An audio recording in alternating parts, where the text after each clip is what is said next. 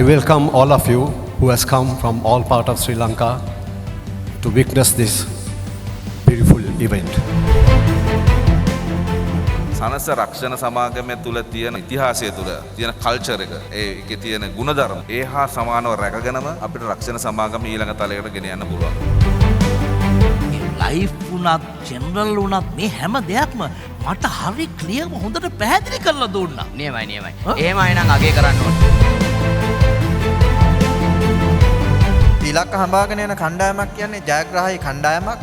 හැමෝට මේ තත්ත්වයට ලබා වෙන්න පුළුවන්. ළඟා වෙන්න බැරි වුණ අනික් කට්ටියත් ඒක තත්ත්වයට ළඟා වෙන්න ඔබලාගෙන් යම්කිසි අභිප්‍රේරණයක් ලබා ගන්නවා. ඔවුන් ලබා දුන්නු පහම සහයෝගයට ඔවුන්ගේ කාර්ය කරවුඩි මේ තත්ත්වයට ගෙනීමට අපිට අවස්ථාව ලැබීම ලොකු දෙයක්. අපි ඒකට ගෞරව පිනවීමයි මේ අවස්ථාව කරන්නේ.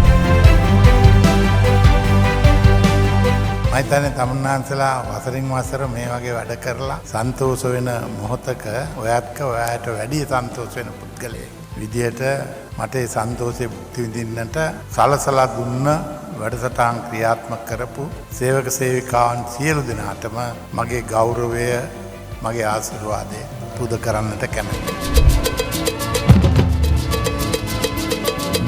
සමදාකම මාදුටුවේ